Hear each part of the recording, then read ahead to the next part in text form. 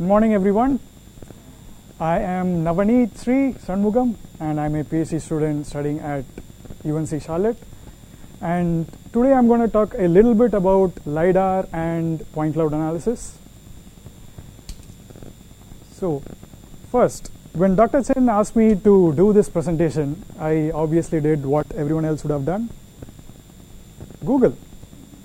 And then Google has the most obvious result, the Wikipedia page. And that's where I found this little thing.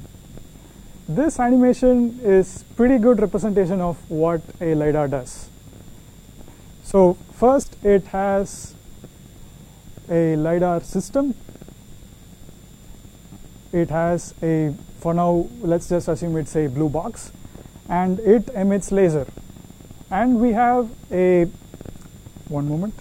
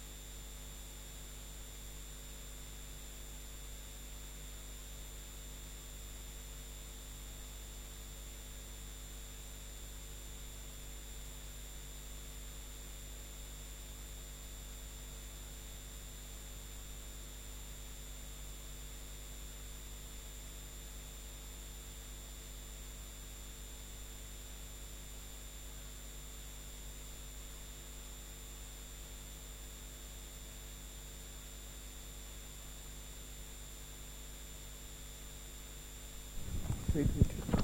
Hello, check.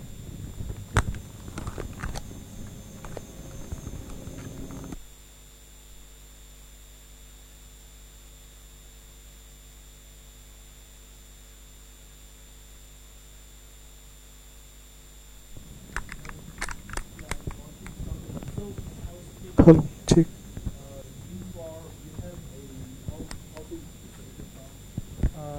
150 MB.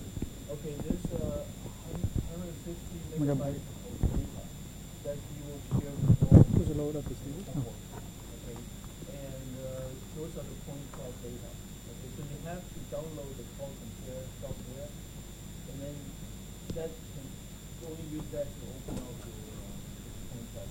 And because the point cloud data is so big, you will share, into the pen drive. Okay, that sounds good. Yeah. Okay, yeah. Before we continue, has everyone received my email about the links and downloaded Cloud Compare? Okay. No problem. So the expansion is light detection and ranging. You could find this expansion maybe pretty much similar and have heard it already. Radar.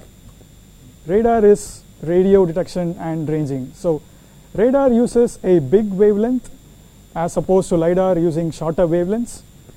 And the principles are very similar. LiDAR is an optical remote sensing technology. So remote sensing in the sense it could sense from a distance, and optical meaning that it uses light waves. So LiDAR was primarily used to measure distances using pulse laser. Pulsed in a sense like it would be switched on for some time and switched off for some more time. So this shows the electromagnetic spectrum. So we have radio waves, microwaves, and gamma rays. And LiDAR uses these wavelengths. So we have UV, visible light region, and the near IR region.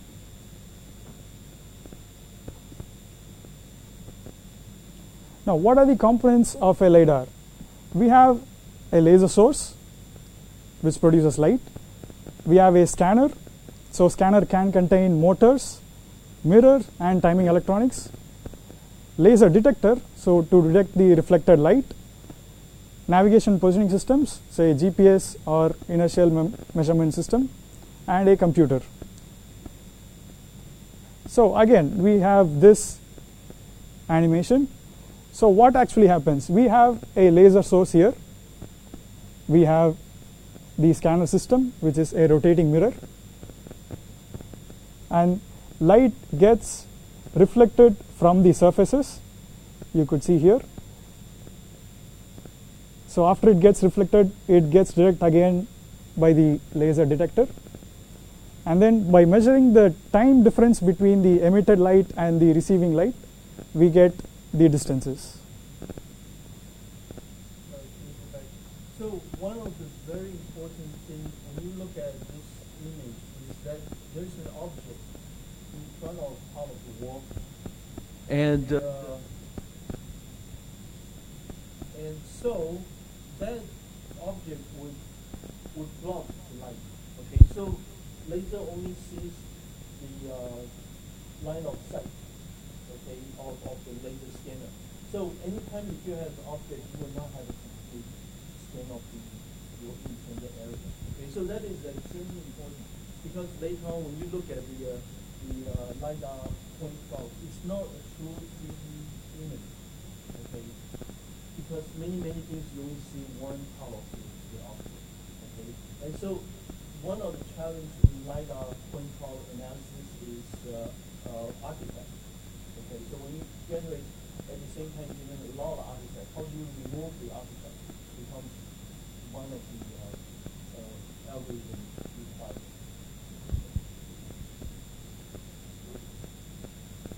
So next we move on to the types of LiDAR. So LiDAR was first conceptualized in 1960s and then first used in 1970s, and in the last 10-20 years they have been using LiDAR very often. So first we have rangefinder under physical process based. Physical process in the sense how the laser is getting used. So in rangefinder we have just a laser source, laser gets reflected back, and we measure the time difference, and we just have the distance. That is what this does. Next we have differential absorption LiDAR, which means we use LiDAR to again send out a light wave, and it gets absorbed by these gases over here. Say for example greenhouse gases, let's take carbon dioxide. We use a wavelength such that it gets absorbed by the gas over here. So depending on the amount of intensity the reflected wave has, we could measure the concentration of the gas present in the atmosphere. And also we use a wavelength that is not absorbed by the gases, and that pretty much using the difference between those two wavelengths intensity, we could get the distance to the gases. Next we have Doppler LiDAR. Doppler LiDAR uses the Doppler effect, which is the frequency shift due to moving objects. So this can be used to measure velocity of atmospheric aerosol, and using that we could measure the wind speed.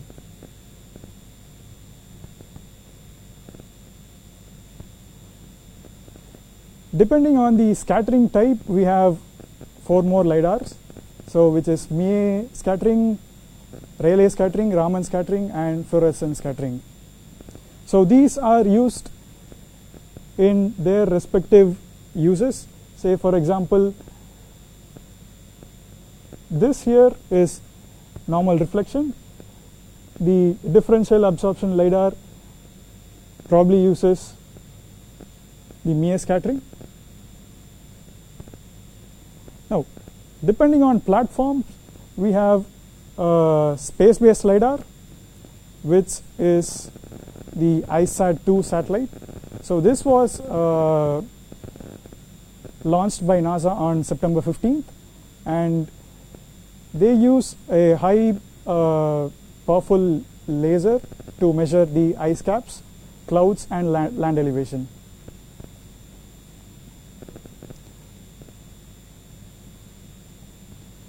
Airborne LiDARs, we have LiDARs attached to drones, planes, and helicopters. So the drones or planes usually have positioning system using GPS. In this image here, we have 2 GPS satellites and 1 GPS base station for triangulation, and the inertia measurement system, which captures the roll, pitch, and yaw. And we have the laser system scanning in a zigzag manner. Why we need this zigzag manner is because to get a more overlap between scans, so that we could attach them later on.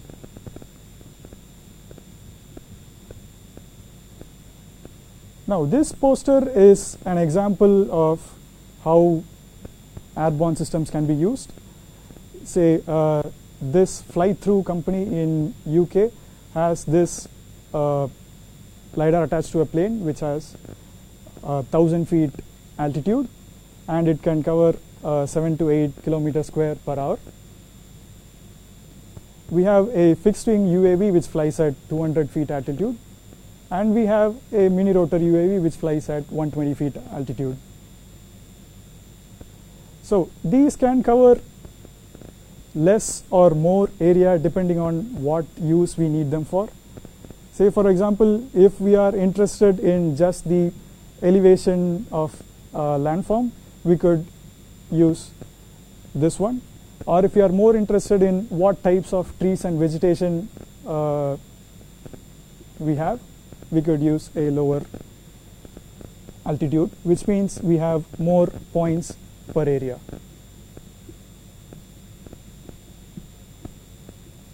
Next we have terrestrial mobile LiDARs. So these are usually attached to self-moving cars and also used to analyze infrastructure, power lines, and buildings.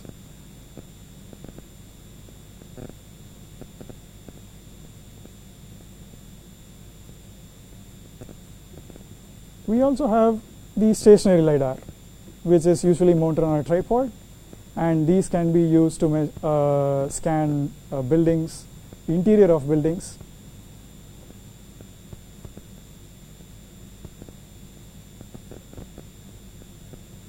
Now, how much area can a LiDAR cover?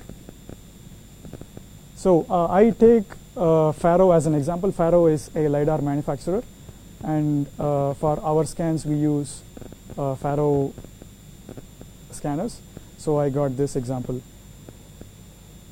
So we have mirror here which covers a 300-degree angle in this vertical plane, and the LiDAR scanner itself can rotate 360 degrees. So we get a partial sphere of 300 degrees in this direction and 360 degrees in this direction. Now what can a LiDAR measure? Basically it can measure anything or detect anything which has a size greater than or equal to the wavelength size.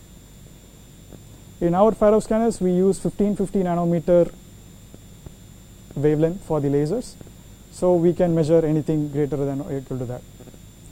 So the wavelength also decides the range of the LiDAR. Lower the wavelength, the higher it gets scattered, so we have a limited range. So if we use a higher wavelength LiDAR, then we could measure a higher range.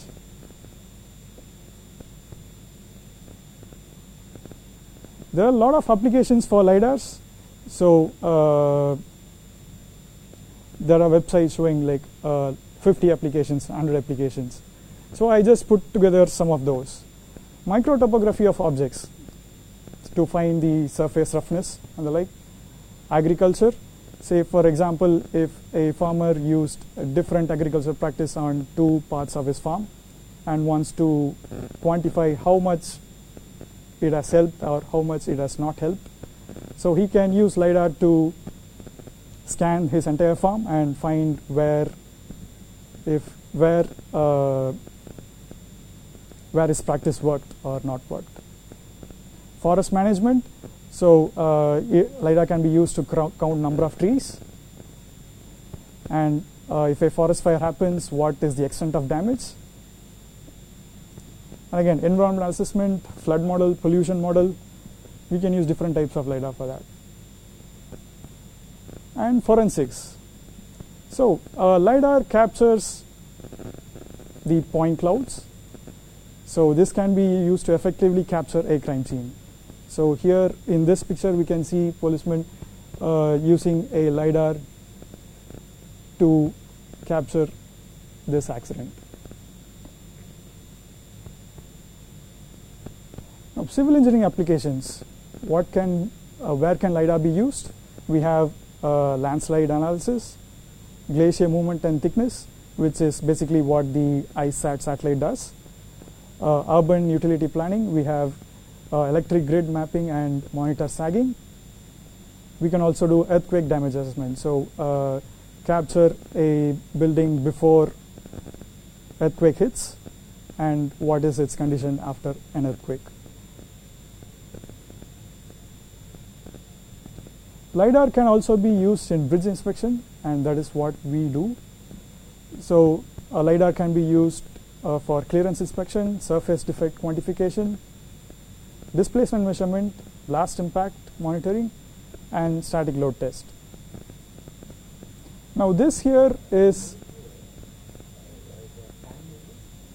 Yes, yeah. And Yeah. the scanner is put on the ground, that's why you don't see the top of the So this is a scanned image of a bridge, and this is visualized using Cloud Compare. So the scanner actually placed on this position, so it scans the first image or first surface the laser could hit. So these are actually the underneath of the bridge. So you can actually go back and trace where you put the laser, because from what Navigator was showing before, if the laser is on the tripod, the only place that you cannot see is right underneath it. So there is always a circle of shadow. I mean, Right. This Yeah, so, yeah, we have more images. Go back. So you can see many things from this one picture. For example, you see the column, right? The bridge here. But behind it seems like shadows. Those are actually because the column blocked. It's not true shadow. It's the part of the behind the column of the laser connection. So it appears like shadow, but it's not really shadow.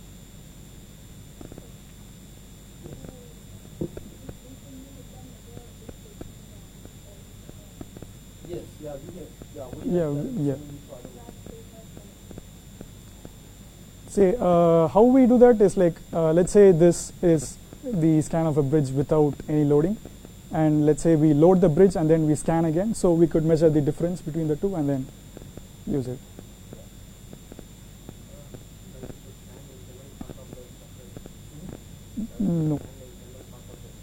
No, it's just the surface. It's only on the surface. You cannot see through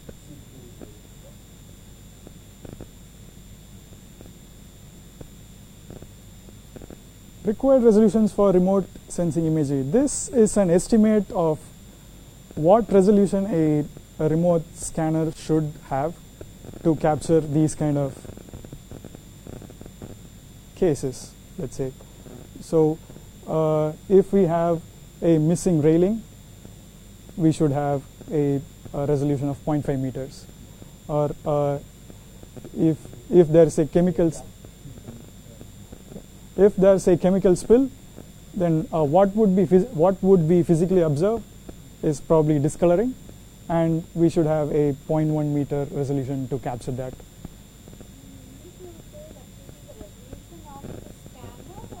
resolution of the scanner required. This is just an estimate. Any Yep. optical method used to capture a infrastructure problem, we should have at least a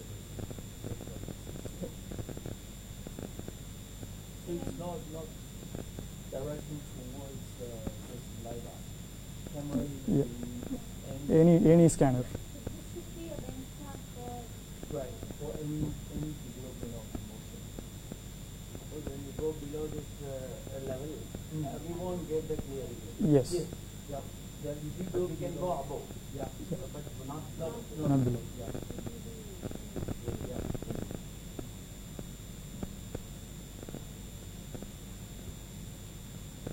Now, why do we need LiDAR, or what are the advantages of using LiDAR? Now, it has a large coverage area, easy data collection. So you just set the required parameters on the instrument, and then it scans for points. The time could take somewhere like from 2 minutes to 2 hours, depending on what exactly you require. We have large amount of information, and evaluation is repeatable, so we could run the LiDAR again and again. Can be used in darkness, so it doesn't depend on sunlight, so it can be used in darkness. It is more accurate than visual inspection. Now, what does a LiDAR give us? What is its output? So basically I can say that it gives out a point cloud. What is a point cloud? Point cloud is a set of points, and what is a point is basically XYZ coordinates. A LiDAR also gives us an intensity map, so it depends on the reflectivity of a surface. So intensity can be a single value or RGB values with RGB values equal. So you could try this out yourself. If you go to Google and say color picker and set RGB values, you could find out what color each combination gives. And if you have R equal to G equal to B, that means all three are equal, then you would always have a shade of black. So 0, 0, 0 gives white, 255, 255, 255 gives black, and anywhere in between it's black to white. And this is few rows of data from a laser scan. We have X coordinates, Y coordinates, Z coordinates, and RGB values. Now these two are somewhat added after the scan so that we could process the data easily. So editing data is also possible. Bridge clearance measurement. Now we are coming back to the bridge inspection applications. So now we have this bridge, and we have scanned using LiDAR. And bridge clearance is basically the distance between the top surface and bottom surface. What is the maximum height a vehicle can be allowed so that it could pass through without any obstruction? So when you design a bridge, you usually have a, how much clearance required, right? Because trucks and things. But a lot of times people don't realize, especially when we have bridge over road, we repave the road. And so clearance actually change. Okay, and so many times the common transportation need to go back and check, make sure the clearance is within the safety lane. Okay, and so using this technique, you can see this is a two-dimensional representation of the LiDAR scan. So it looks almost like an actual picture. Okay, but this picture tells you a number of very important information. One is you can see that it has all the curves, and the four beams captured, right? And so that means that one single scan you can check entire underneath area. Okay, you can't do that with total station. Total station is, until there are so many points you have to do. It takes forever. But using the scan, you can do one. The other thing is, you notice that in this picture there are a lot of vertical lines. Okay, those are actually cars passing by. Okay, so the laser scan, as Melanie was describing, is a mechanical device that rotates the beam. Okay, it's an optical method. But because it has a certain speed of rotation, okay, so when cars going by at a certain speed, you will not see the entire car. It's not fast enough. So it all captured in one line on that car. Okay, and that's why you see so many lines. So if you have many lines, that means you have a very busy traffic underneath that beam. But if you have a few more less lines, then you have less traffic. Okay, but when a car goes by at a certain speed, you will result in a sweeper of the line. Suppose the car is going over the Oh, you will not see the vehicle. You won't see the vehicle. Only underneath.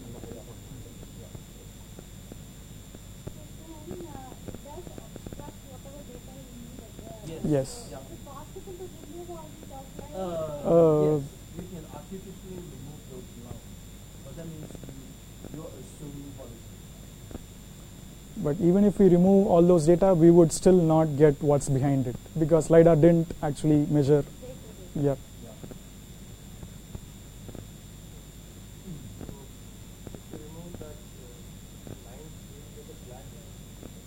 Yeah. Yeah. If you remove that line, all the information behind it disappears.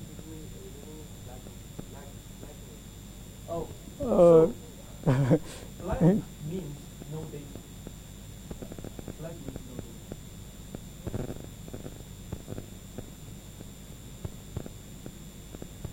Next, we have bridge surface defect quantification.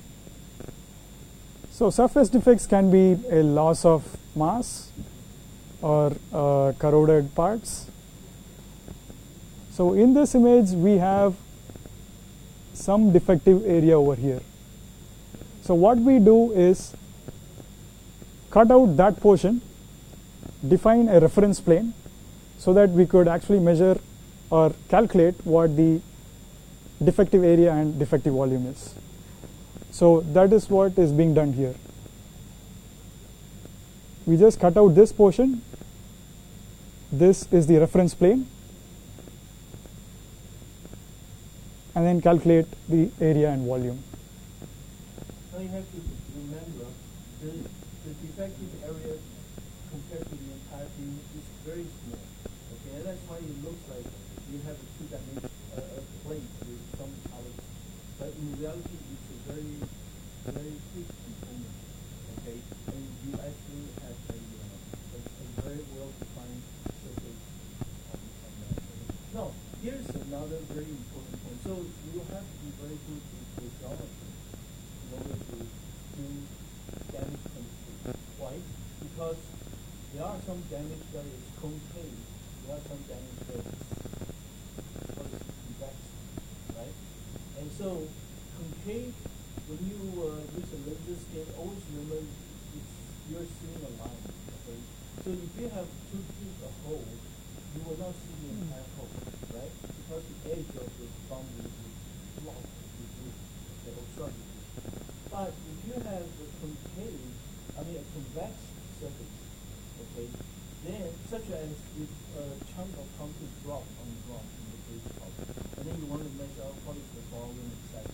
Then when you, however you scan, unless you scan from many points, you cannot get it through the volume of that substance. Does that make sense? Because you will not see other sides. Like a cube, you always only see two sides, never all six sides.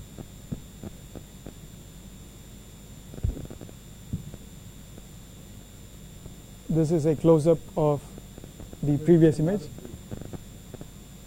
So we have defective areas, and then again the reference plane and the quantification. Bridge displacement detection. So for this we have. Yeah. So this is a highway bridge over highway bridge. Okay. Over highway lane, and then we use static load test.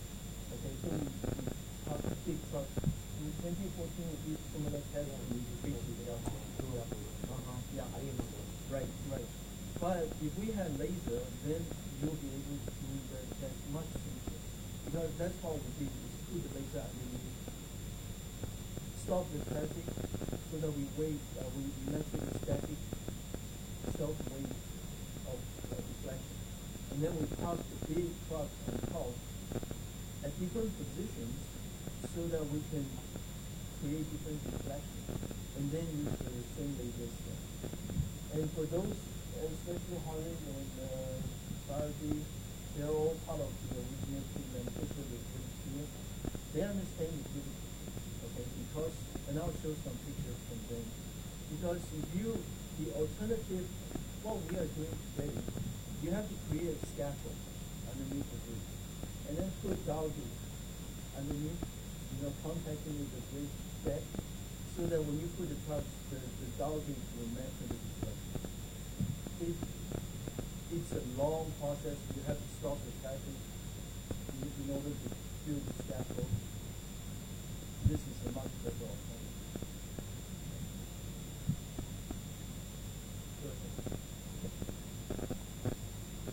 Yeah, So this is the aerial of that same bridge.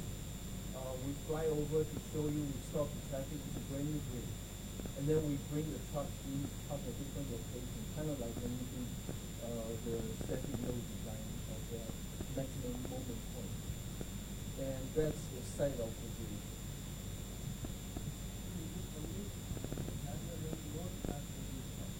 Yes, yeah. No, the bottom traffic is going, the top traffic stops. So that's another advantage. Right, yeah. And we were lucky last time when we were testing the business over the no touch. It's not on the ground. On the top. Yeah, but not the railroad. Oh, the railroad would be that. Oh, okay. Oh, wow. The provision Stop the traffic. Okay. Wow. I didn't know. Wow. Even recently we did the condition of 6 months. Yeah, so they did the same. maybe next time we need to bring our lady from here and test. You told them. Yeah. When I have my lecture, this job is done within an hour. Few Few hours. 2 hours. Yeah. Okay. Yeah. Measure what? Stop the track. Oh. it depends. Yeah. That's a very good question, because theoretically, yes, the laser beam can go straight into the crack and then you measure speed. But then remember, this laser is moving. Okay, it's getting itself continuous, so it may miss your crack. Yeah, if you make it stop at that point, yes. They qualify it. If your crack goes like this, it will not. But if it's a straight crack, yes.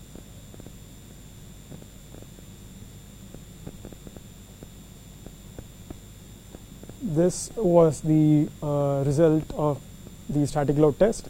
We have the difference from the LiDAR deflection, and we have the FEM model, and these were the results. So from LiDAR deflection we get 0.663 inches. From FEM calculations we get 0.605 inches, and LiDAR resolution was 0.12 inches. That equates to about 3 millimeters. And these were the position of these trucks used in the test. Now, LiDAR images, LiDAR scans of bridges. So the rest would be some examples. So we have this. This is a bridge over water.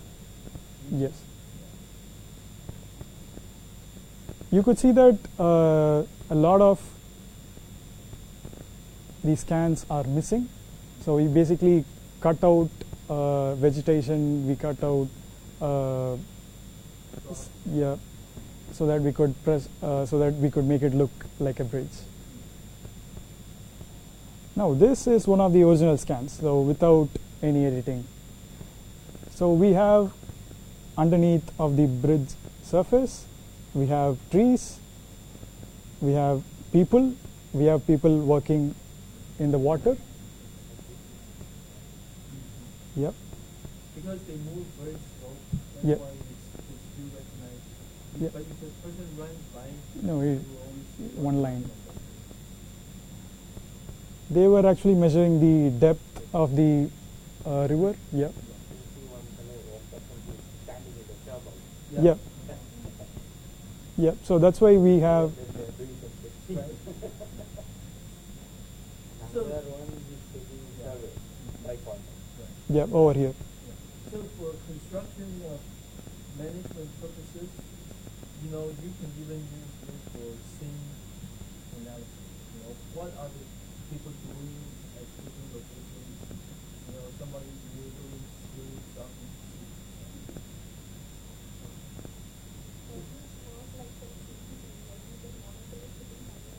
Oh, absolutely, yeah. And even better than the CCD camera because you know how far away the problem is.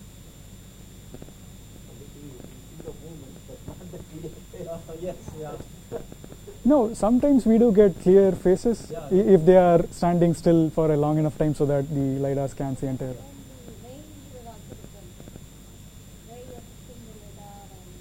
Yes. Yes. Yeah. The spatial, the point-to-point resolution Change, yeah, yep, yep. But this is our distance is what 300. 350 meters. That was the maximum range. So yeah, And you can potentially you can have however many points you want. So the physical resolution can vary depending on how much data. so some more points to note here would be the shadows, if you can say it like that. So the LiDAR was kept somewhere in this position. So the laser cannot scan what's behind here. It also does not scan. The top of it. Yes. So the bridge looks like chocolate, but in reality it's a bridge, yeah. But you don't see everything on top. Yeah, this is the underneath of the bridge. And then we have shadows from the piers, shadows from vegetation. So we cannot get the entire scan or a complete picture using a single scan. So we need to scan multiple times.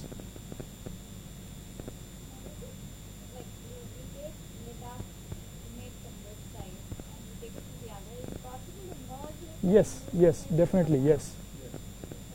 Yes. Actually, that technology, I don't fully familiar with, but now it is really good. I will show you some pictures. Well, not today, but in the old days, when we spent this, old days maybe 10 years ago, we had to put targets.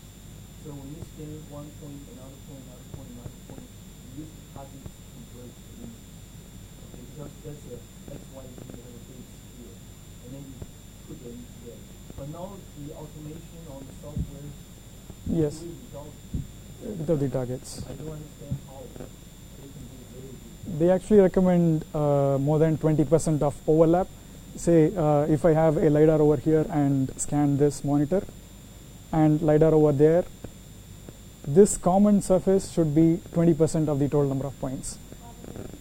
Yep. Yes, stitching, exactly, The yep, program is stitching yep. automatically. So we have another scan of a different bridge. You could actually tell the position of the LiDAR from these shadows. So intersection of these 2 points somewhere over here. And we have a lot of trees as well. And notice that the trees look like they're projecting away, and that is because laser beams are going away from the target. So when you scan the trees, they look like, you know, somebody spraying the leaves.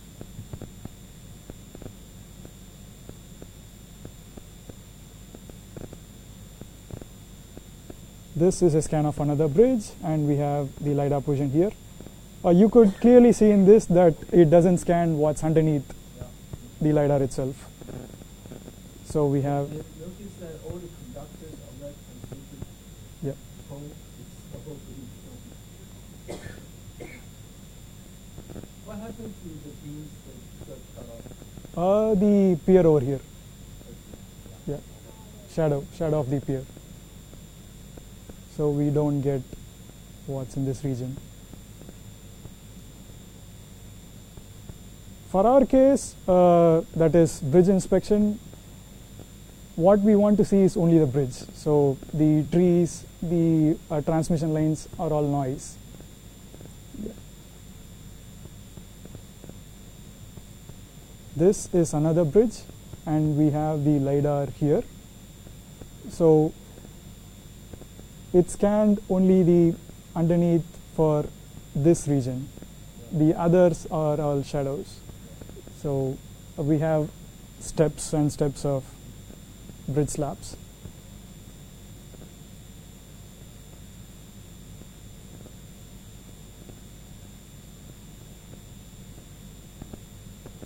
In this image, the LiDAR is here. We can see trees. We can see, again, transmission lines. The underneath of the bridge, the side of the bridge, and we have shadows due to this pier. Now, another thing that is really critical, and just for full disclosure to the faculty, we are right now doing another project, scanning the crystallography of this problem. Okay. Now, then it becomes very important to be able to see underneath the water. Okay. Now, as Navani was talking about earlier on, every laser has only a narrow bandwidth, goes from infrared all the way to ultraviolet. Okay. And so, how can you see underneath the water? You have to choose the laser wavelength that can penetrate into the water so you can see the bottom of it. These are technology that they can achieve 5 years ago. So now, there are some lasers that have low band beams. One sees underneath the water, one sees above, because you need two different wavelengths. But depends on what laser you purchase. Sometimes the river water looks different. Even then, those are not very accurate because the water keeps moving in this place. So due to height difference, the refraction would get different values each time it scans. So those are problems. Now this is a photograph of this bridge. So this is how the underneath looks.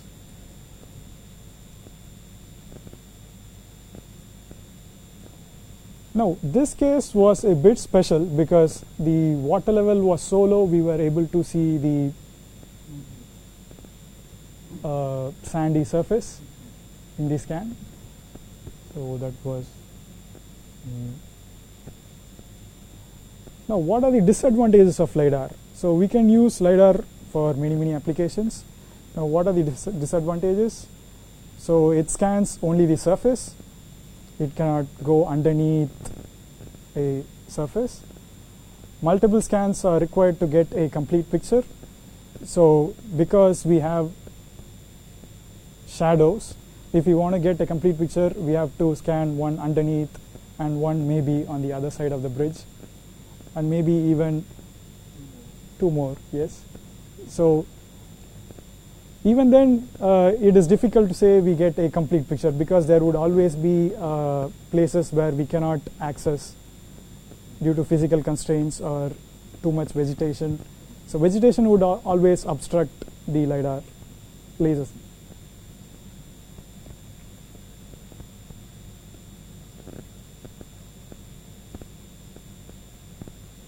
Large amount of data. You could note that large amount of data was also in the advantages section of LiDAR.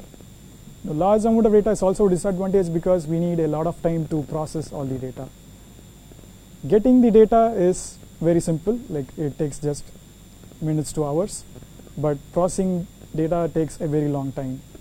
If you do not have a specific computer systems, then it could take probably a day or so. Month, week, and now it's through some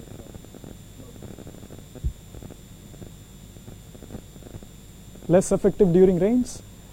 So the LiDAR system itself, the what we have, what new LiDAR systems we have, they are waterproof, so they can technically work in rain, but it's less effective due to being refraction from raindrops.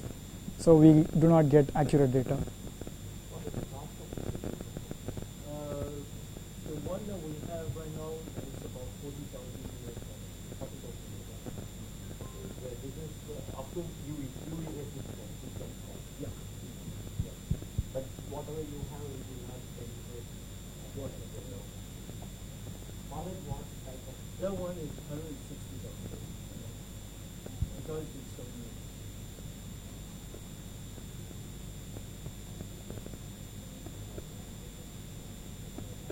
How much the real lens?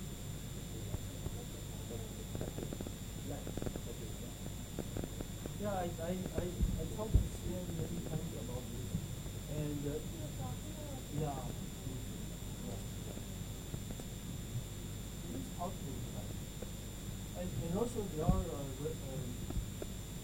sales people in India. And you were last time to research of input. Right. Yeah, for input. Right. Now when you people have started Yeah. doing this. Right. But all I'm trying to say is Indian is same technology. Yeah. So you have to find the right cell.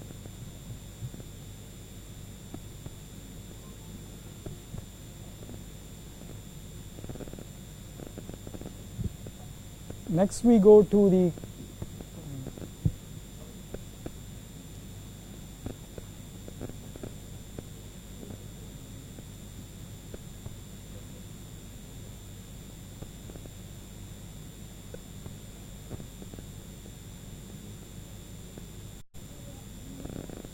So next we go to a little bit about point cloud processing. So you've all downloaded and installed Cloud Compare, yes?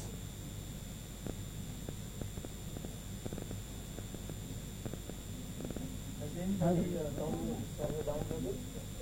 Yep. Okay. So when you open Cloud Compare, you would get this screen. So the first menu is File, Edit, Tools, Display, Plugins, 3D Views and Help. So whatever shortcut tools you have here, everything can be found in the main menu itself. This is the main toolbar. You could open, save, pick points, delete. I'll just say a few frequently used tools and then we'll move on. Scalar field toolbar, we won't use it this time. Plugins toolbar as well. View toolbar is here on the left. So we can use this to see in different views, say left view or right view, bottom view. Database tree, it shows what files you have opened and what dependencies it can have. Properties of your selected database. This is the default view if you open a file in Cloud Compare. You could also set another view if you wanted. And 10 is the console. Console usually tells you if there's any error or what it is doing right now. So you could view the status over there.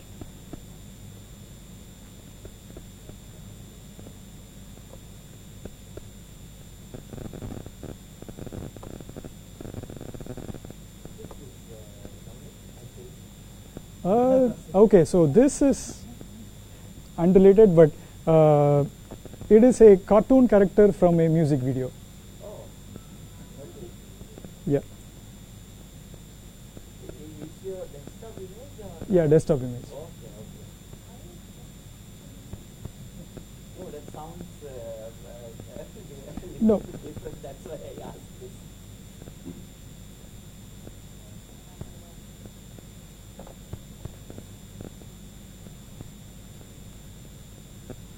The first thing is my students with the lazy extent to include it in my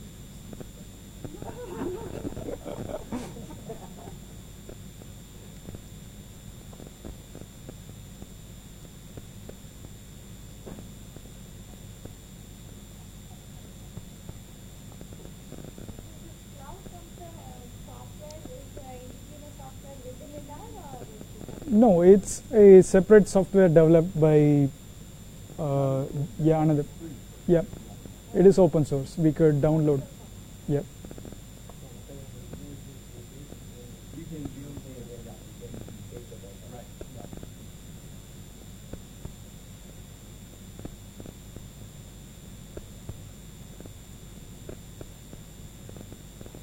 So please open this file in Cloud Compare that I've sent you. So when you open it, it'll ask for your instruction.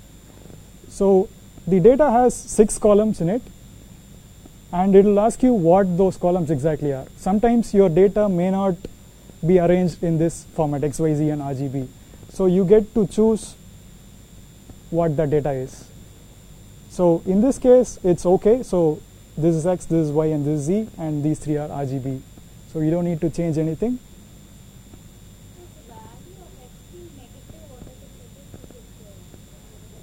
That depends on LiDAR itself. So yeah, position of the no.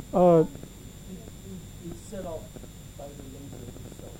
So the laser head is there, right? Yes. Right. Yes, yeah. But you can easily transform them. Yep. Yes. Yes. Sometimes the data can actually have GPS coordinates directly. So you would actually not have any 0, 0, 0. So it'll directly have GPS coordinates.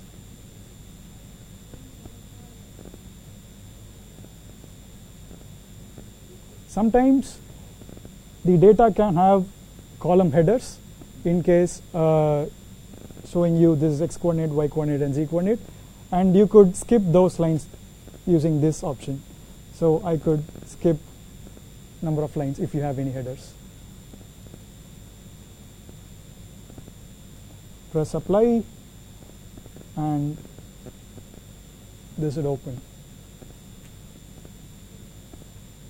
If the coordinates are very big, then you may get this screen, global shift and scale. So in this example, they have X coordinate as this big of a number and Y coordinate as this. So the Cloud Compare would automatically suggest you to shift the coordinates so that we work with smaller numbers. So what are the advantages is that it saves memory and faster processing. In that way, it will not affect your Relative Yes. dimension. Yes. Only the relative dimension. So do we need to multiply that with some factors to No. It's just a scale. Yeah, it is just translating. Translating. If you want to scale, you could also scale. Like if there are too many datas and it's like a big prototype to a small one. no. You're not strengthening the model. You're just moving Shifting. the value.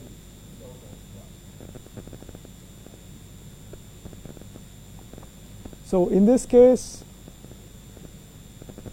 all our points were smaller numbers, so it didn't actually ask for it. How do you decide on the is there any standard Well, it would automatically suggest you, but yeah, if you want to, you can do it. It's optional.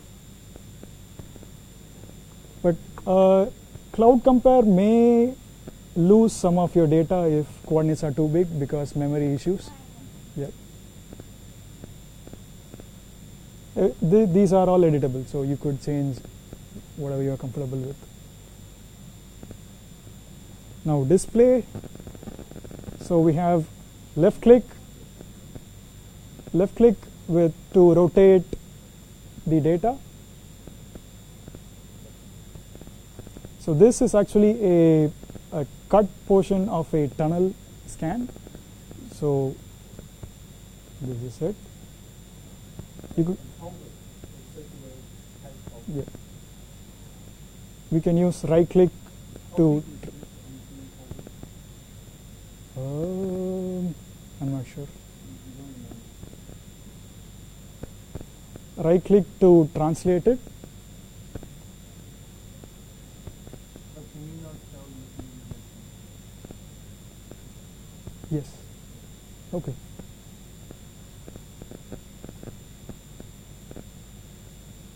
So he's trying to find out, what is the physical dimension of this stuff.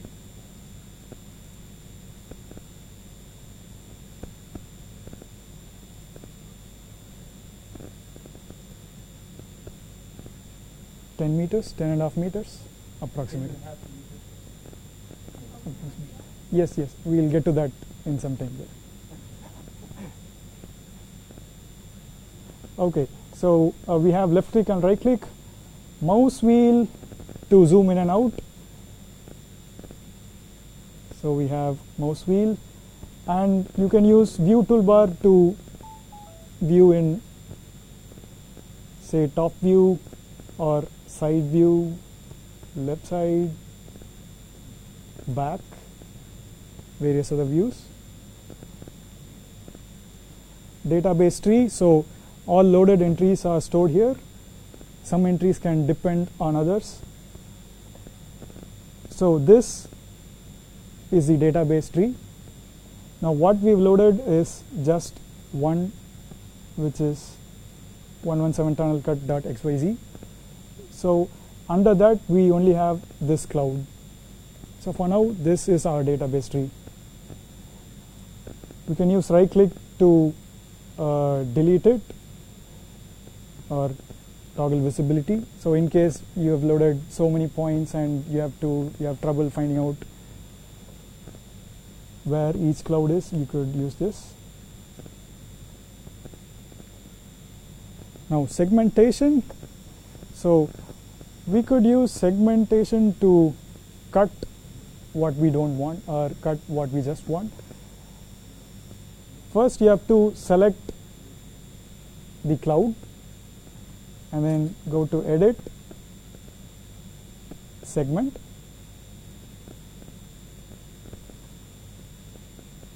and it asks me for contour points. So if I want to say cut this portion out, I just use left click to select this portion and right click to exit. And I could say if I want to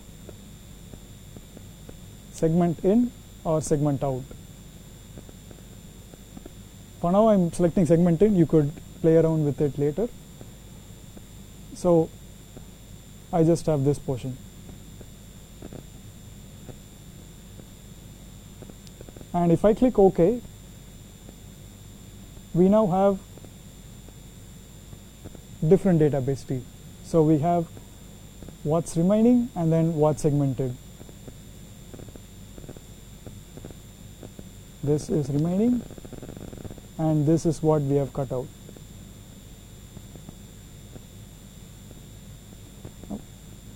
If you want to just work with what we wanted, you are free to delete this. So press this, click this and press delete so that you save memory. In case you are working with larger files, this would free up most of your memory.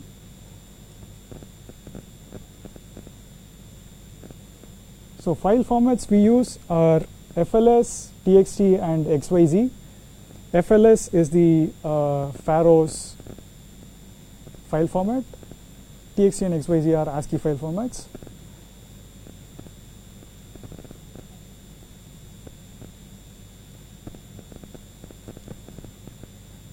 Now I delete the entire thing to open it again. Apply.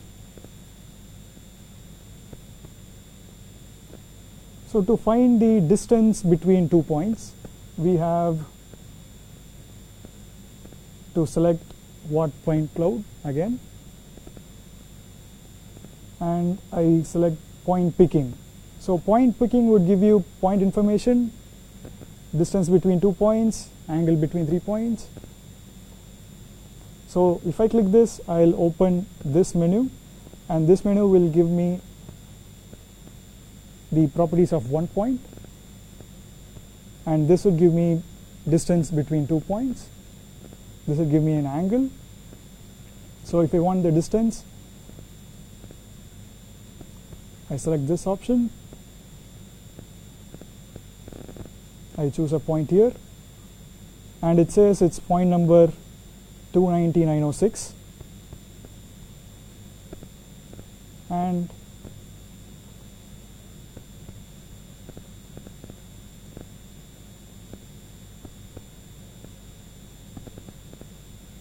so this gives me the distance. The units are in meters, so this is 10.9 meters now.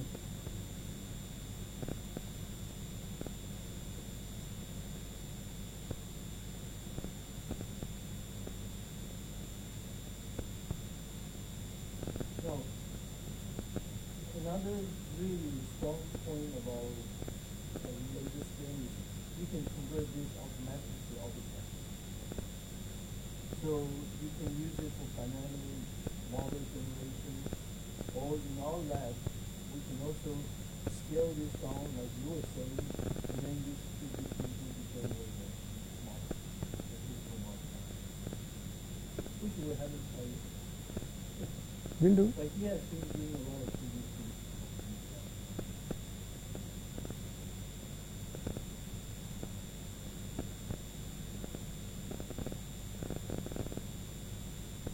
So Cloud Compare resources, you could go to this main Wikipedia Cloud Compare website to get all the information you would need.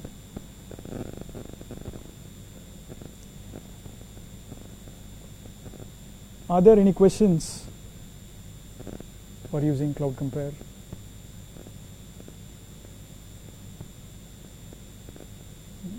Yes, no?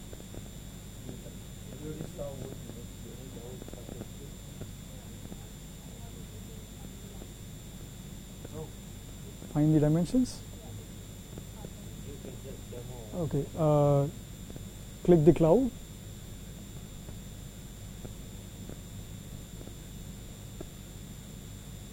Point picking. Distance. And select 2 points.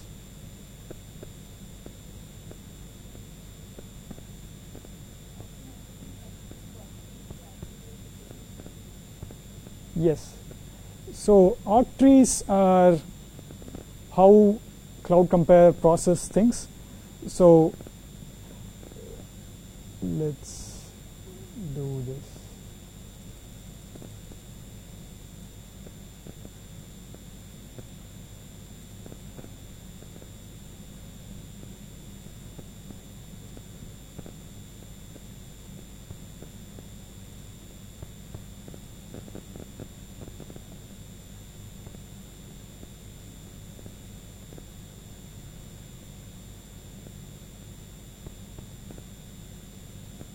Okay, the file is so small that it's actually using just one. I'll open this one.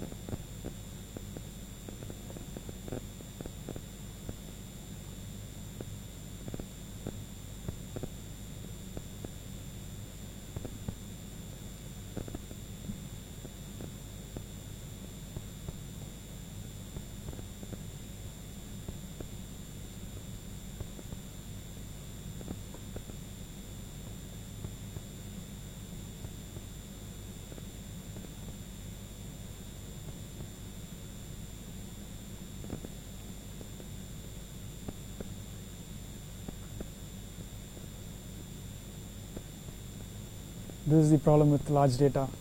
We have a lot of time.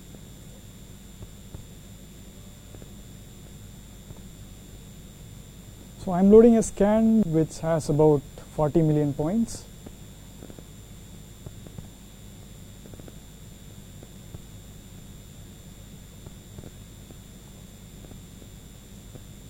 And this would be the scan you would all be using for your homework as well.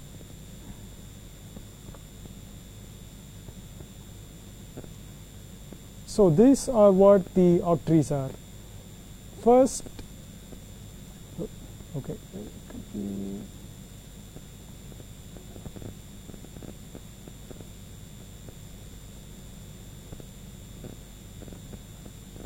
level 0, it says one cell, which is basically the entire scan in one cell. Level 1, 8 cells.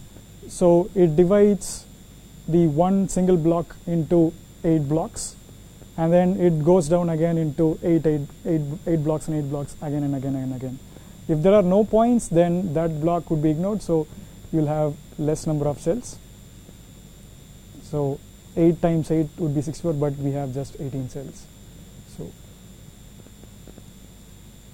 So and then it would keep dividing until it is comfortable enough to work with it.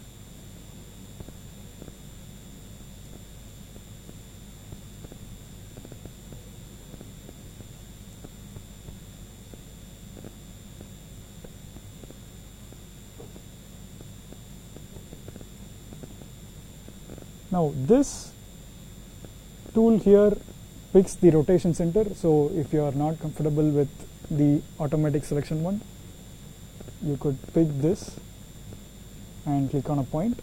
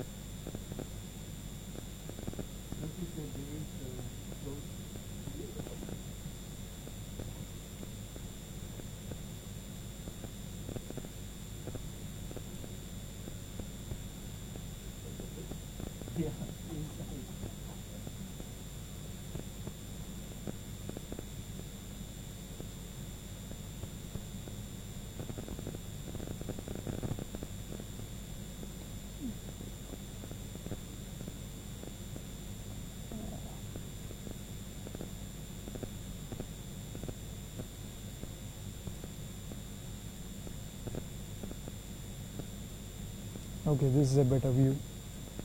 So you can see a damage here.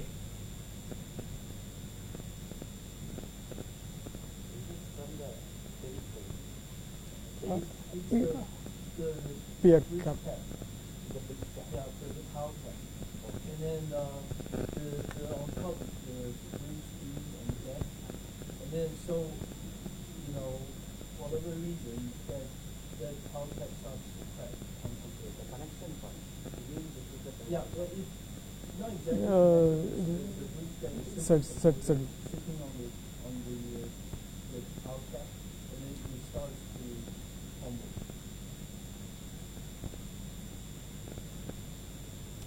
So it's really stable in terms of functions.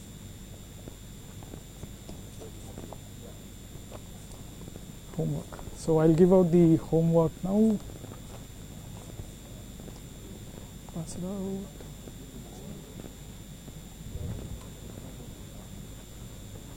The other side.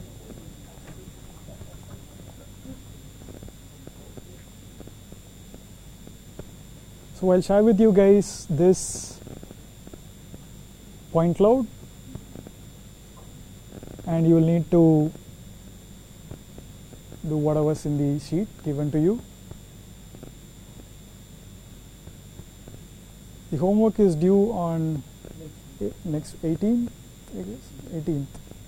It is due on the 18th.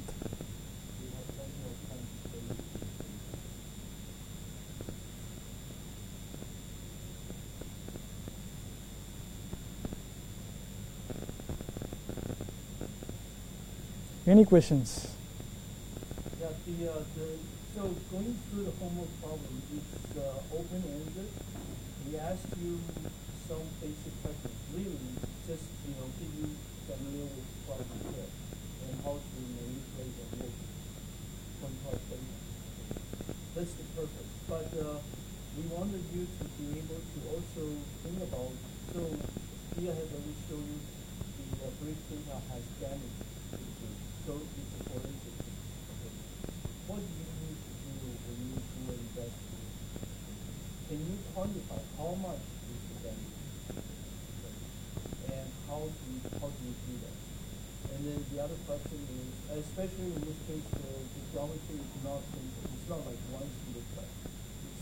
It's a volume of material loss. Okay. So using point cloud data, you will be able to calculate volume and area. Okay. I actually asked Melanie if it's possible for him to come up with some kind of algorithm for this calculation. But that problem itself is significant. Okay? Because now you have to imagine I'm giving you many random dots. And then how do you calculate the volume from that random dot? Okay? Especially when it's not a regular geometry. Okay, so in automation, there are many methods that you can reconstruct that using geometry. Some of the algorithms that we have to know over the years is you have to define a reference set. And then you have to triangulate the surface. In other words, create another surface from the dot so that you can calculate what is that means. So, and then you have to define the point normal because you're looking at the other side, not this one. So that process has not been done at this point. Right? But that's why it's open-ended for you guys to think. If this is a regular forensic job, okay, and then you'll be out in the field, you collect the point cloud data. What kind of useful information do you generate? Okay. And then, of course, the last question is, how do you imagine that damage happening? Okay. So finding out the cause of the problem is okay. Laser scan is just a tool. Okay. Being able to do the advanced analysis is engineering. Okay. So this is just about data collection. We imagine this is going to become a very important tool for the very near future. Okay. Yes. Yeah. Like another software of the garden that we are very clearly defined what is the structure. Yeah. You can see that. But in this software, we are highly defined using this outcome. That's a good question. That's one of the questions in our survey is how do you imagine the problem challenge in using okay. No, that is not a impossible question because now there's automatic programs that can approximate the exact geometry that you need. So using point cloud to generate automatic models is already existing for past 10 years. But it is not without having. You have to make the assumption.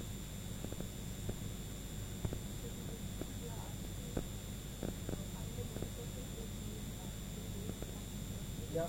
So Yep. you have to be able to You try and pick the points. and then see which point is what you think is the logic. And for our interest, that's why we wanted to do this homework. Is that we want to collect your entries so that we can know how deeply it can be. Right?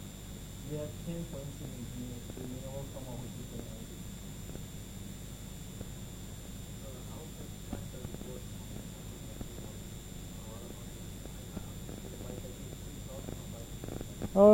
You could take screenshots, put them in a Word file, and then send it to me.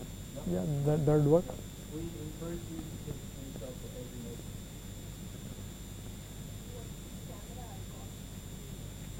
camera icon is the settings.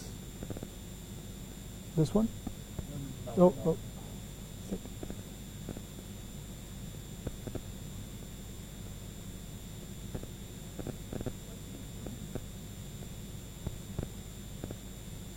Just settings, I guess.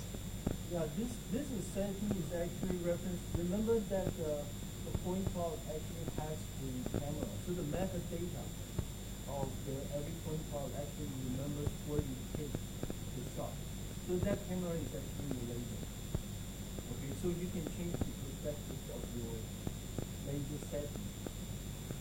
Okay, so that you can transform your data to whatever light arrangement you like.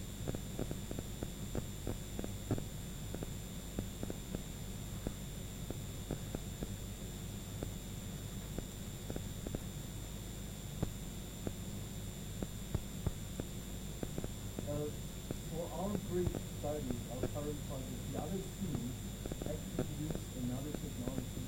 So this one is a very expensive tool, right? But it takes few minutes to select it. And the other group actually use a shift left camera.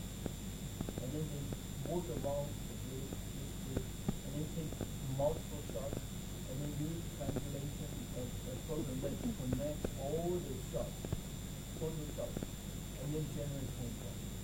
Because we use multiple angles, we can create 3D image. and then using the 3D image, the program actually helps you generate point cloud. So from a business end, okay, so I really wanted to talk to you guys because forensic practice is about business. Okay. Which technology would you use? Okay, and because they both generate point cloud. Okay, so hypothetically they should be able to do similar performance. Do you have your image? No, it is called photogrammetry and structure from motion. Yeah, that is what it's So called. if you use those parts, this is the technology, this is a low cost GPS camera to generate the same kind of data. And now, office right now, we're trying to compare the resolution of the Is it point cloud or is it? Yeah, they generate. What technology does it work with? It's using photo image, Photo. and then 3D photo image, and then generate point cloud from the 3D photo. Like, let's take this table. We take photographs from different angles, combine all those photos to get a 3D model of the table, and then we get the point cloud. But it's not like point, right? It's the photo. No. No, they So from the photo, they generate points. So from dots. that, Yeah, Yeah. they generate dots. Yeah. Because when you have a 3D photo, you also notice. yes, but I think it's because pixel, right? Yeah, The yeah. digital photography. So Yes. from the pixel, they will Right, extract from the Yeah. pixel, they generate that. Yes. Yes. Well, when you have point clouds, contour can be generated from the point cloud. Any other questions? So these are very, very powerful tools, but we are still exploring how to best benefit from this kind of technology. Okay. And it's being used for forensics. Okay, so we have many of my colleagues in the US. They actually do mostly on new construction. So after you construct the building, they will pick the LiDAR and generate 3D image of the building inside and outside. And then, they can quantify if you construct the building to actually, width, length, height, all that geometrical control, including, if you have leaning towers, they can tell you how much they are leaning. So those are the current forensic work that people are doing. And then disasters. So a lot of people are doing with post-earthquake and other disasters. So there are a lot of activities right now.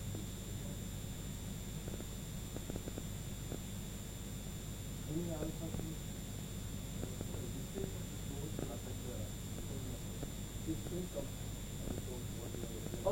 Yes, yes.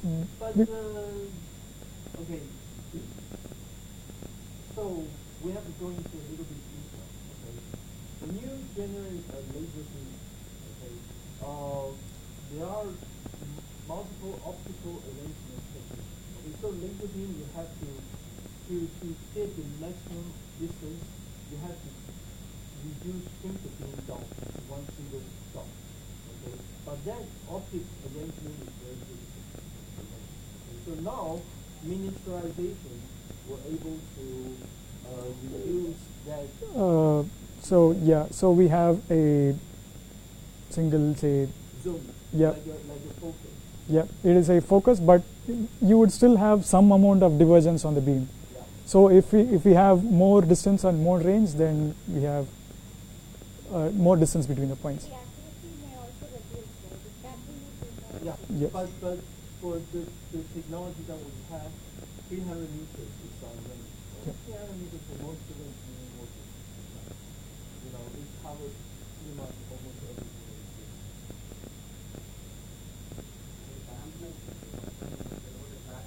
Yeah.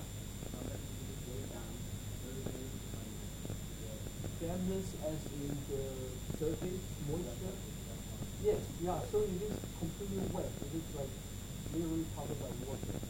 Then the reflective heat is coming in. But if you just have, surface wetness, it's not a problem.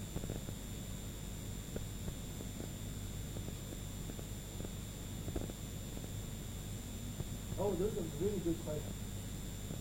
We also trying to study, so in my mind, I imagine, when you shoot a laser beam, because of the bandwidth, right, you're not supposed to see any colors, right? Only the geometry. But we actually see people drawing, graffiti. So that makes me wonder, maybe the color of paint and all that could have an impact on the strength of the laser beam coming back. So I have done some study in the past on determining, what's the paint effect on the laser beam. So even though they claim that you can use laser strength morning or night, it actually may be different. Yeah. The strength of the laser coming back. Because you have to remember sunlight is a very broad thing. It goes from infrared to ultrasound. So ideally, you should do this kind of strength at night so that sunlight doesn't impact on the laser.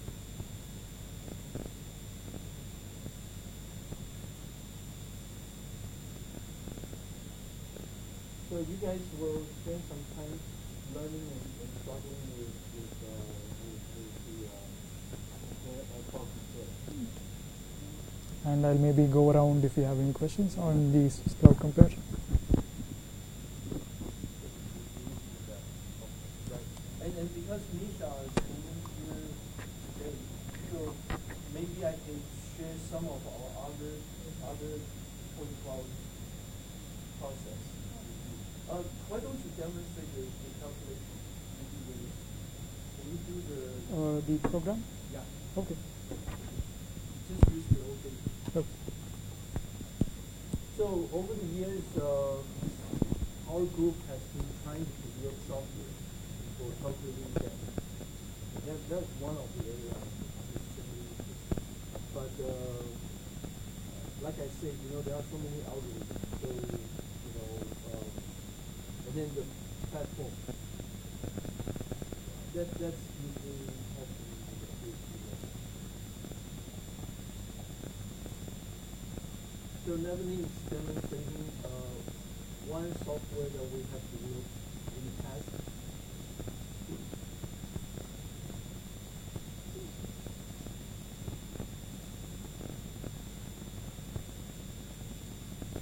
So this one actually takes the point cloud, takes the reference as well.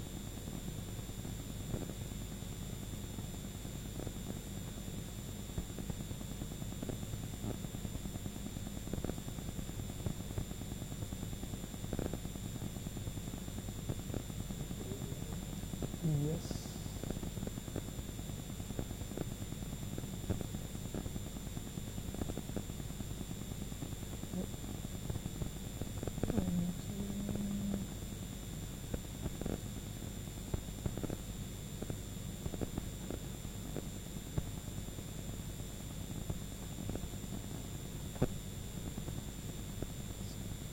This is actually the point cloud.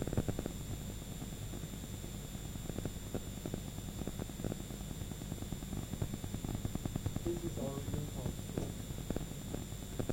This is the reference plane.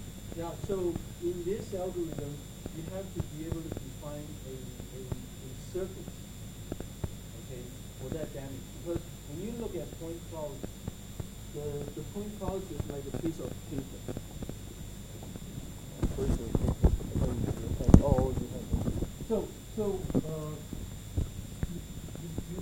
want it to deform the paper, that's how you create the volume.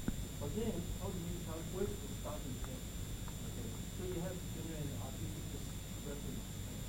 Because in point cloud, you will not generate that automatically. Especially if you are looking at a curve, such as a curved bridge speed, okay, then that curvature itself, would act into your information, and then so you have to create a. Right now, we can only do flat surface. I imagine we can generate curved surface reference plane, but right now this only does. So the whole green background is the reference. Okay.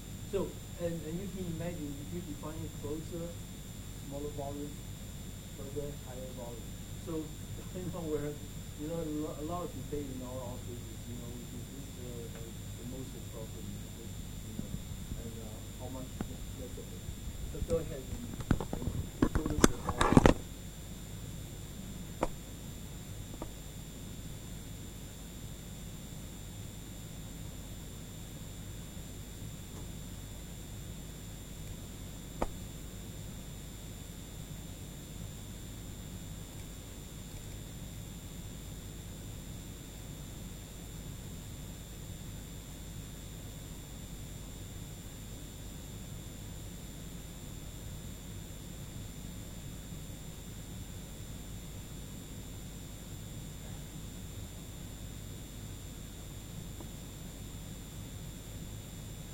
Okay, so we have a little bit of automation in here.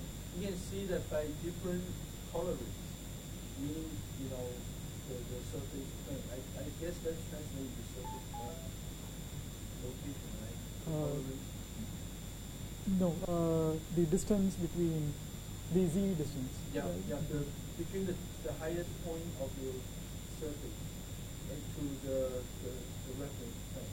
Okay, so if you vary that, you get different calculation on area and volume. And that is extremely important. So, at some point, I believe you will optimize. Like, you go all the way from 0.05 to 0.024 of different surface. Yep. Depends on, so which values should you pick becomes a critical question.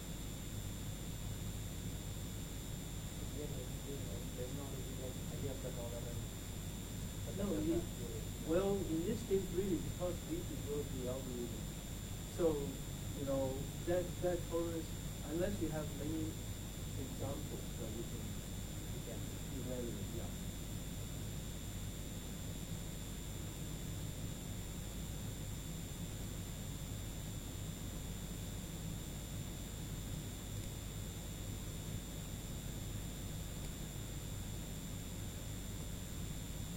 We actually had this one slide, but we have to remove it because it was not actually compatible with the newer LiDAR data.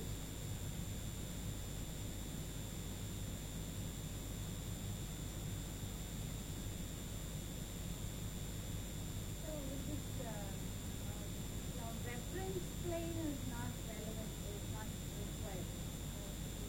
So it actually calculates the optimal reference plane from the data itself. So using the least square method. So let's say. But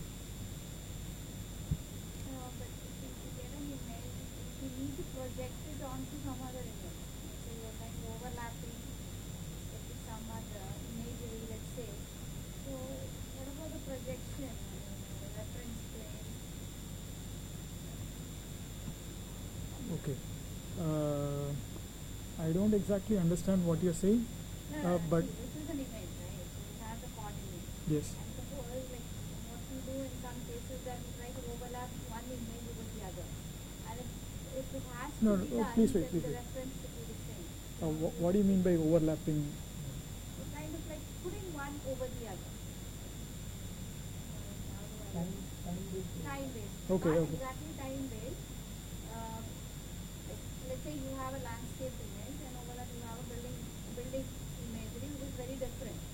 But the place is the same. And if you really need to have a, so to say, one single image, we kind of like overlap one over the other.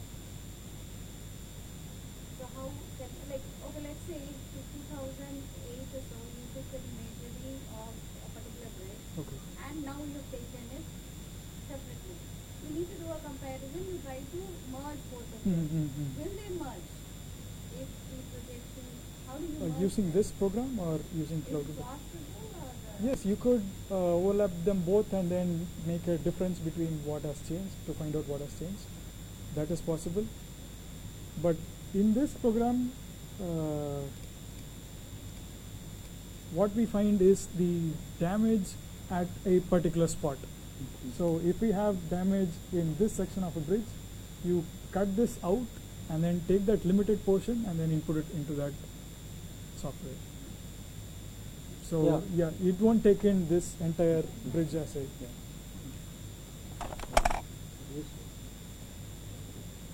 Okay, so the challenges are manifold. Okay, what Navani is saying is you have your bridge there, you damage it, right? You have to isolate all the remaining of the bridge so that you cut out this section, so your data looks like this. Because this plane is typically disappeared, right? So this algorithm, this particular algorithm that we do is you have to have a reference point, okay? And you don't know where that reference point is. It could be here, could be here, could be here, could be here, because ideally these 2 points are not even making a sense. And you have to remember when you do calculate programming, they're just dots. You know, so that's why in this particular technique, the disadvantage is you have to have a reference point, but you don't know where that reference point is. Okay, that's why we have the tolerance. So you go from here to here, you move the plane, and then until you reach that a reasonable value. So that's one challenge. The other challenge is really if you have a curved beam, and then your damage is here, then assuming a straight, you know, there is already something missing. You know, and so how do you address this? You have to almost have a pre-knowledge that there should be a curved reference rather than straight. And then how big, how wide, you know? So the challenge is how do you automate this process? So people can, you know, the damage can automatically shift.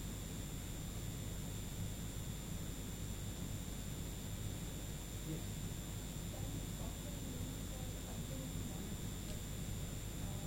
Oh. So continuous is a relative term. You know, we don't do bridge inspection continuously. We do it every other year, 2 years. Cycle. Okay. If you do continuous, that's tremendous amount of data.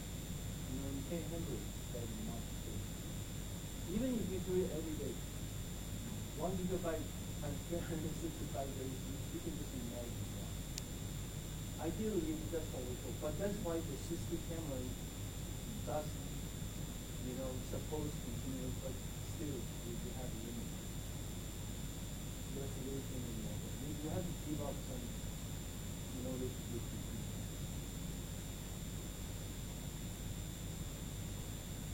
And the challenge with laser is you always have artifacts. You know, the wind blows the trees moving, so if you do continuous scan, you know, suddenly the trees are different spots and stuff. You know, unless you can track every leaf on that tree to know that, hey, this is the same leaf that moved. Otherwise, you just get a lot of noise.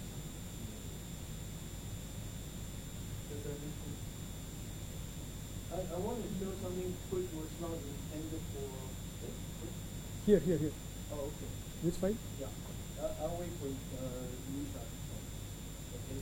But this is the reference plan is just if you go into studying damage assessment using point cloud, there are many algorithms. This is just one. Okay. And not necessarily the best. Okay, there are other techniques.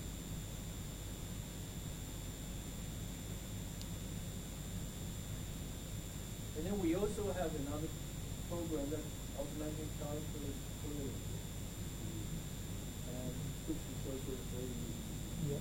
That actually needs the top surface of the bridge And and the bottom surface. You have to separately clip out the top surface and the bottom surface, Yeah. and then input it in the program to get the clearance.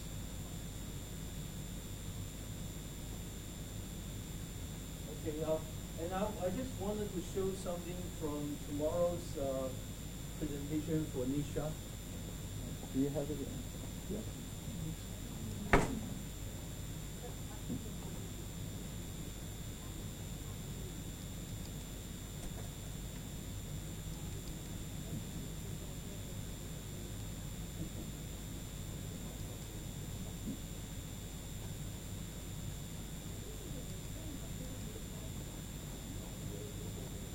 Oh, so this is what I was talking about. So this is what we did in 2014. Yeah, you can see that we have to wait for people to build that scaffold so people can climb up there, and then on the very top.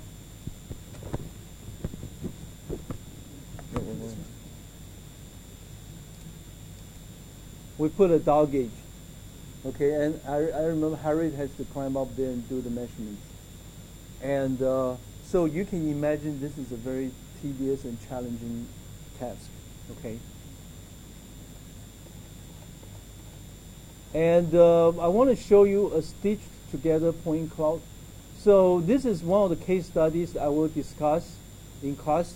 It's a sports track, but built on a slope. So they have a big retaining wall, and then that retaining wall is moving. Okay, and so we go out there and use laser scan. So this is the aerial view of the sports complex, the track and field. This the low point. This is the high point of the slope. Okay, and so the retaining wall is on this side. Okay, this is a stitched together. I think 15 scans. We did 15 scans. You know, we moved the laser from point, and this is our old scanner. I think our old scanner is 100 meter resolution. Okay, using the new scanners, 300 meters, you will have. We need to scan less. Okay, this one is 100 scan, and what you see here is, you can actually see the high resolution points are where our laser was. Okay, so you can see where we put the lasers. Okay, you could not see the laser that we scanned. Oh, again, wrong one. Down here. So the 15 is, I think, 8 on the top and then 7 on the bottom. Okay, and but when we stitch the images together, you can see you have a 3D image of that entire retaining shape. Okay, many things you have to be on the watch out. So this scattering, you know, it shows you the change in resolution as you go beyond. Okay, and that effect is also coupled because you are taking 2 scans and then trying to stitch them together. So they have to calculate the in-between points, and then as a result, you reduce resolution as you know, and then you see that circular shape of shadow. Okay, the moray, almost like moray, but it's not moray. Okay, so this also adds to another level of complexity. In other words, you may be quantifying damage using the same methods for this spot, that spot, but because of the distance from the laser scan, your resolution is different, so your error will also change. Okay, so you don't always get the exact values. Okay. And this is even older scanner. So this is a work I did in China, and we couldn't bring the laser to China, so they have their own Chinese-made laser system. Okay, and at that time to generate, so this image shows you how poor the quality of the scan is. Okay, so it uses a method called triangulation. It's not a real laser scanner. What it does is it has two 60 camera, I think maybe high resolution, and then they have a strong light beam from the middle. Okay, and actually that light was so strong, my regular camera that I brought with me to take pictures was damaged because of that reflected light. Okay, so yeah, when the light, you have to wear glasses, otherwise it hurts your eye. But then I'm getting wrong. This image shows you how poor the quality of the scan. Okay, this is the same image, similar image that we see when the other team using camera to do the roundabout shooting of a structure, and then generate the point cloud. Okay, and when we do this job, we have to use targets, many targets, in order to create reference from multiple standpoints.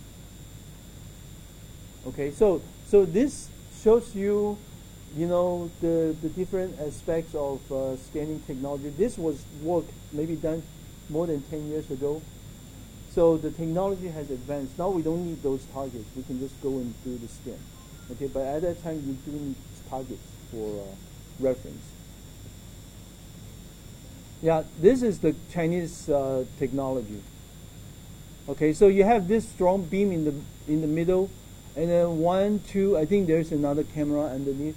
So they use a method called triangulation. Instead of taking a camera and move around, they shooting 3 cameras at the same object, and then use 3 different images to generate the pixels to generate the point cloud by algorithm. Okay, so these are the things that is challenging to do. Okay, and this is something that we did. Tomorrow I'll elaborate more, but somebody asked, can you see inside of a structure? No, laser only see the surface. Okay, but we are always interested in the inside, right? So this is actually a study. We use ultrasound equivalent technology that looks inside the material, and I'm trying to combine with the outside image. So we use a laser to scan this plate, and then we introduce damage, okay, by doing a saw cut, and that creates a stress release, okay, and then we bend the plate, and then we combine the laser with the ultrasound scanning, okay, and then you get this really cool images like this. Okay, so you literally can see when we do the saw cut, the deeper you go, that red zone would actually move down because it points at your cracked tip. Okay, because that's where the stress release is, right? So that's why you have that red color. But that was from the laser scan. Okay, and then you combine with 3D. Now you can literally see the surface transformation with the inside damage combined. Now, what is the significance of this work? Unfortunately, we did not continue on this work, but this will transform mechanics as we know it. Okay, all of you have basic mechanics of solids, and I don't know if you have advanced stress analysis, but we define. Remember our discussion. What do we really measure? So, even in engineering mechanics, okay, stress is derived from deformation, the strain field, right? So you all should remember, even in finite element, compatibility, equilibrium conditions, the constitutional matrix and all that. All of that is just hypothetical. Okay, we learn the theories, okay, but we never see stress. This is the only method that I can think of that can actually project stress. Now you can compare stress and strain and not assuming that they are always linear. You know, that's what the significance of this particular area of work. This is when we bend it, and you can see suddenly the stress change direction because using ultrasound, the stress you measure is really relative stress. Okay. Yeah. So this is all the work that we have done in this area. And we in the past we also try even here. So this picture is really cool. So we're trying to do the 3D photography, and I don't know how many of you know what this is.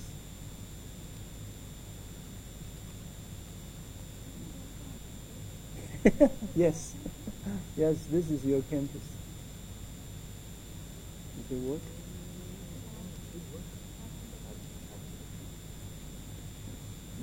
You make it work.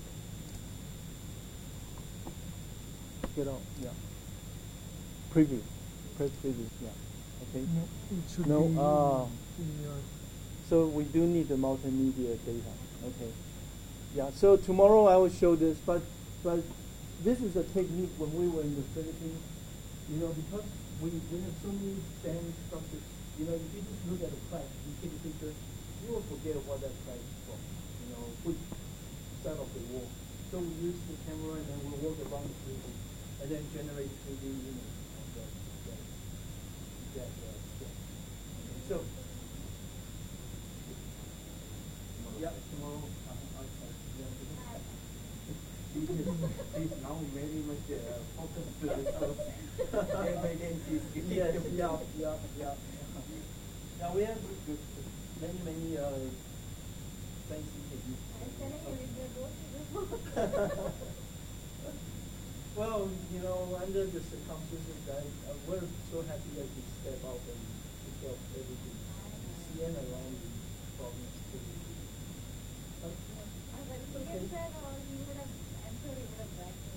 Yeah. Yeah. Any questions from anyone?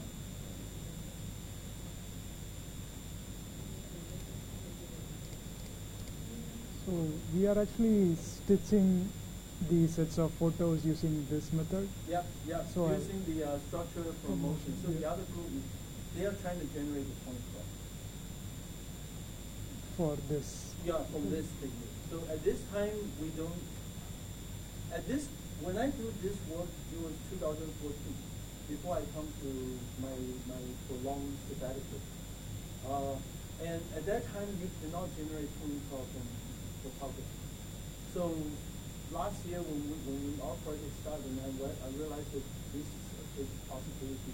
I'm like, wow, we have to learn that technique as well. But the resolution, like my other pictures, is no comparison to it.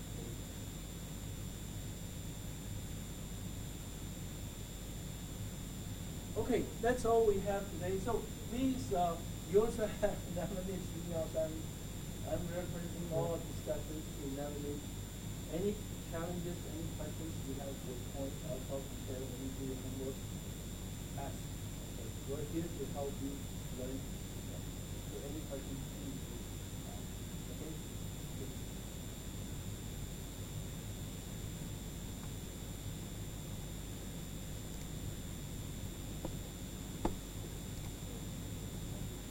Yeah. We're done here.